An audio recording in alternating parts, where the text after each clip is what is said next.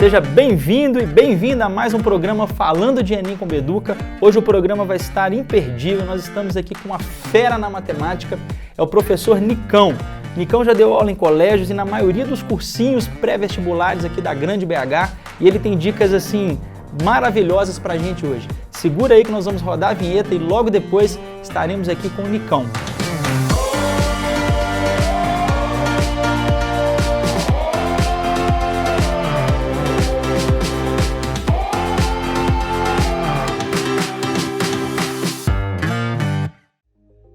Estamos aqui hoje com o Nicão, professor de matemática, e ele disse que matemática não é bicho de 7 cabeças, e ele tem 3 dicas importantíssimas para a gente no final do programa.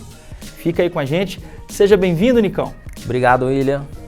Nicão, a primeira pergunta que a gente faz é o seguinte, por que matemática? Se matemática é o terror de tantas pessoas, por que você enveredou pela matemática? Conhecendo um pouquinho do Nicão agora. Então, afinidade, né? A afinidade desde pequeno, eu sempre gostei muito de matemática, fui estimulado, boas professoras sempre me estimulavam e Olimpíadas e etc, né? Eu sempre tive algum destaque e aí, quando vai chegando no ensino médio, você vai fazendo ali uma lista de profissões possíveis de você exercer e sempre tinha matemática nos cursos que eu escolhia.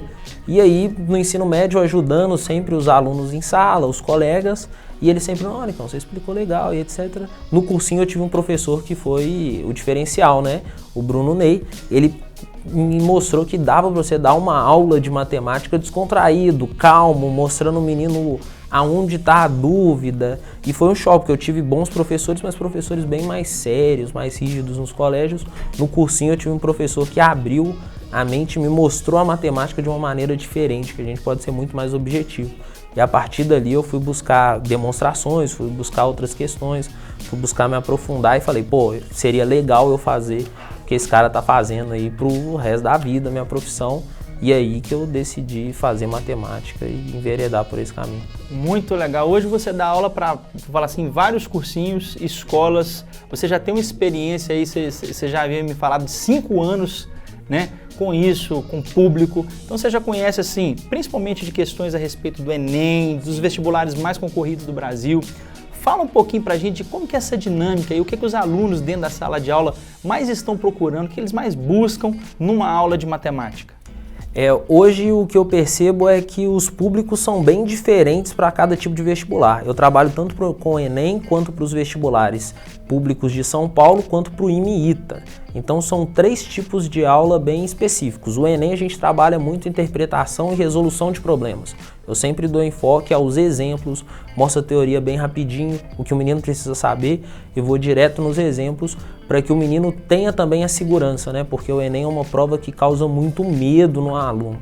E para São Paulo a gente mostra um pouco mais da teoria, porque eles cobram um pouco mais de fato, são questões que não tem tanta interpretação, são questões mais diretas e mesmo assim eu dou muito enfoque em exemplo, exercício. E nas questões do IME-ITA, como é um vestibular bem mais aprofundado, eu sempre procuro demonstrar alguns teoremas que fazem a diferença, o menino entender a demonstração, às vezes faz ele aprender a fórmula mais rápido, e fazer algumas questões são mais complexas, então você pega uma questão às vezes no IME-ITA e ela gasta ali para resolução 30 minutos da aula, mas dentro dessa questão você consegue expandir o conteúdo da aula toda.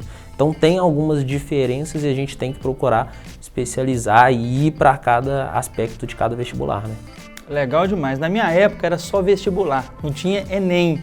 Então para quem está chegando de repente agora e você está falando aí de vestibular, de ITA, de Enem, dá uma esclarecida a respeito disso. Hoje tem só Enem, tem vestibular, tem os dois. Como é que funciona isso? Quais são os vestibulares mais concorridos do Brasil? Hoje a gente trabalha com basicamente o Enem, que é o principal concurso público, não só vestibular do Brasil. Esse ano vai ter um pouco mais de 5 milhões de pessoas realizando a prova, então uma prova nacional. A gente tem os vestibulares mais tradicionais, que são FUVEST, Unicamp, Unesp, o ERJ, tem a UENG aqui em Minas, né? E a gente tem os vestibulares militares, que aí entra a AFA, SpaceX, o IME, o ITA, o Colégio Naval, que são vestibulares mais complexos, mais difíceis, que a gente tem que, de fato, aprofundar um pouco mais na matemática. Mas cada vestibular com foco. Os militares, para você entrar nessas escolas de excelência, que focam mesmo em engenharia. Você tem os tradicionais, que grande maioria são os de São Paulo, para você estudar lá, né, em grandes universidades públicas também. E o Enem é um vestibular quase que para entrar em quase toda a Universidade Federal Nacional, né? Você pega aí, deve ter mais de 90% das federais adotando o Enem como único método de entrada. Desde 2013, a UFMG adota como única etapa para entrar no vestibular, o Enem. O que você está me falando então é o seguinte, existe o Enem hoje em dia e existem algumas outras instituições de ensino que ainda adotam os antigos vestibulares. Sim, sim. Então a grande maioria das instituições de ensino hoje, o aluno faz o Enem, se for para entrar nas instituições públicas, eles entram através do SISU, é isso? Exato, exato. O Enem, ele vai, de fato, não existe passar no Enem ou não passar no Enem. O Enem é uma prova que vai te dar uma nota. O SISU é o método de entrada na universidade. O SISU vai te classificar de acordo com a sua nota para ver se você está apto ou não a entrar naquela determinada universidade. Só fazendo um parênteses, a FUVEST, por exemplo, uma parte das vagas dela, pequena, mas uma parte, ela já adota o Enem também como método de entrada. Muito bom, Nicão. Pessoal, segura aí um pouquinho, nós vamos encerrar agora o primeiro bloco, já vamos voltar para o segundo bloco. O segundo bloco vai ser bem mais objetivo na questão de dicas para o Enem. Como estudar matemática para o Enem. E ele diz que tem 3 dicas fatais aí para todo aluno mandar muito bem no exame. Então, segura aí que já estamos voltando.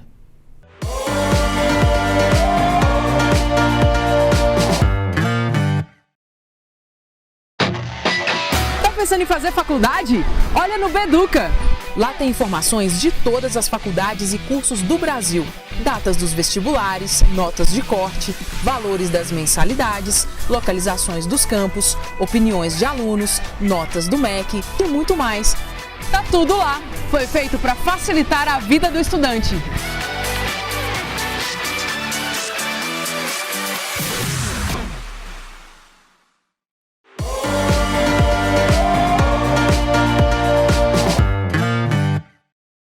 Estamos de volta aqui com o professor de matemática Nicão. Nicão é professor de cursinhos pré-vestibulares na região metropolitana de Belo Horizonte e no interior também. E ele já falou um pouco sobre a vida dele, sobre a matemática no primeiro bloco. E agora ele vai falar um pouco mais sobre os conteúdos necessários, aqueles que não podem faltar para todo estudante que está se preparando, que esteja se preparando para o Enem. Então, Nicão, fala pra gente aí. Fala assim aquilo que é fundamental, quais são os conteúdos que mais caem no Enem, que todo estudante precisa saber para mandar muito bem em matemática. Primeiro, sem dúvida nenhuma, estatística, né? Mas estatística no sentido puro mesmo, é estudo detalhado de dados, analisar uma tabela, analisar um gráfico, isso ele não vai usar só na prova de matemática, ele vai usar no Enem como um todo. Sem dúvida nenhuma, a principal matéria para o Enem. Na prova de matemática vai cobrar sim conceitos de estatística, moda, média, mediana, desvio padrão, variância, isso é importante o aluno saber. Também razões e proporções, cai demais, todo ano aí a gente tem 6, 7 questões envolvendo esse tópico. Porcentagem, probabilidade, análise combinatória, geometria plana e geometria sólida. O aluno tem que dominar isso aí, sempre cai uma ou outra questão envolvendo trigonometria também. É muito vasto, né? O que cai no Enem, mas esses são os principais conteúdos, sem dúvida nenhuma.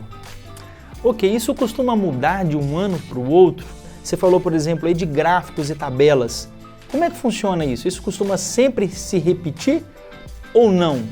Essas estatística, razão e proporção, geometria sempre cai. A gente não tem uma prova que não tem isso. Mas, por exemplo, funções, que é um tópico muito importante para o Enem também, principalmente as do primeiro, segundo grau, as funções exponenciais e logarítmicas são bem importantes também, mas ano passado não caiu uma função do segundo grau e eu não lembro de outro Enem que não tenha aparecido esse tópico, né? Então, de vez em quando tem uma surpresa e essa surpresa às vezes é bem desagradável, né? Às vezes cai uma questão muito difícil. O Enem 2015, por exemplo, colocou uma questão que trabalhava com o gráfico de logaritmo, chegava numa equação do segundo grau, uma questão bem difícil. E ano passado, uma coisa que os professores de matemática trabalham muito, que é muito importante, que é a função do segundo grau, não deu as caras no Enem, né? Então tem sim um pouco de surpresa, mas cada vez está ficando mais previsível o vestibular. Se você fosse dar uma dica assim para aprender matemática, minha dúvida é, eles estudam primeiro a teoria, depois a prática, ou eles vão para a prática e voltam na teoria? Como é que a gente estuda matemática? Antes de qualquer coisa, tem que perder o preconceito, tem que perder essa lenda que matemática é difícil, matemática é impossível, matemática é para poucos, isso não existe.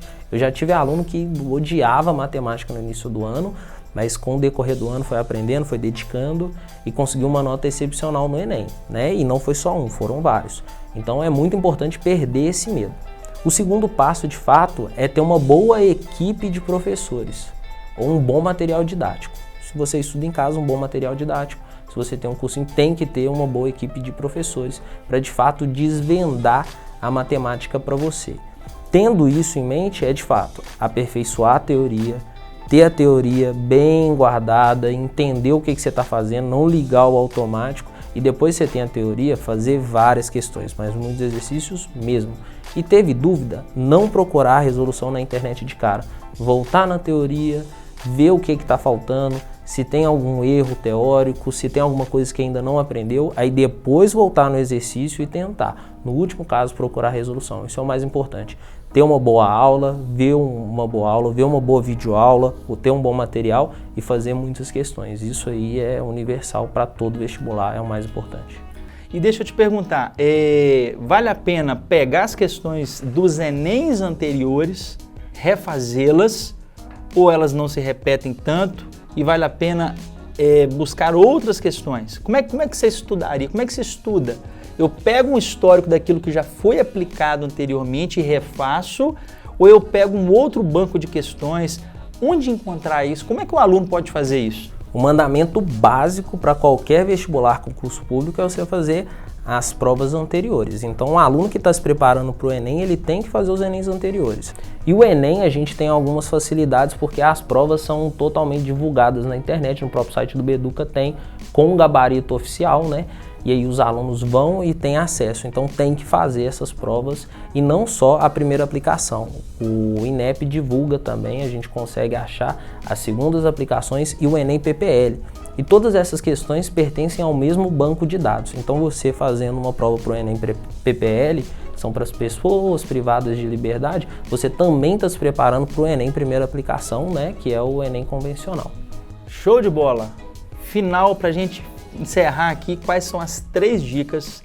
Quem está nos assistindo agora, quem está vendo o programa até agora, está ansioso aí para de repente para saber que nós comentamos no início, quais são as 3 dicas que quem está se preparando para o Enem não pode perder sobre matemática. Não menosprezar a matemática básica, ela vai te ajudar em quase todas as questões do Enem. Muito aluno quer aprender função exponencial, mas tem muita dificuldade em potenciação, radiciação, e aí não consegue aprender. Muito aluno tem muita dificuldade em matemática financeira, mas não aprende porque não domina porcentagem em fatores. Então a primeira coisa, dominar a matemática básica. Segunda coisa importante, estudar corretamente. O que seria estudar corretamente? Ver a matriz, o que cai na prova de matemática, quais são os tópicos mais importantes que a gente inclusive já comentou, e estudar isso com muito afinco, ter uma boa base teórica. Terceiro e mais importante, unir a resolução de exercícios do próprio Enem prioridade com o tempo. Ele tem que aliar, ele não pode ter orgulho de fazer a prova em ordem, a primeira, a segunda, a terceira, a quarta questão e assim por diante. Que tem questões muito difíceis, que você vai gastar muito tempo e não vai conseguir resolver as questões finais, que geralmente tem questões fáceis. E pelo método que o Enem corrige, né, o famoso TRI, as questões mais fáceis da prova têm prioridade e te dão mais pontos.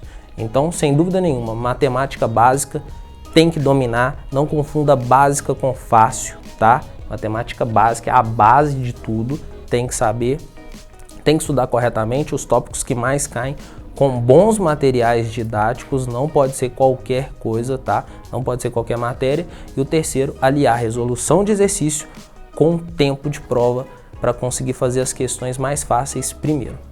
Muito bom, estamos chegando a mais um final aqui do programa Falando de Enem com Beduca. Queria agradecer aí o tempo que você teve com a gente. Espero que a gente tenha contribuído. Queria agradecer o Nicão, obrigado. Muito obrigado. Valeu demais e fique ligado com a gente aí. Nas próximas semanas teremos aí novas feras falando com a gente aí sobre como se preparar e mandar muito bem no Enem.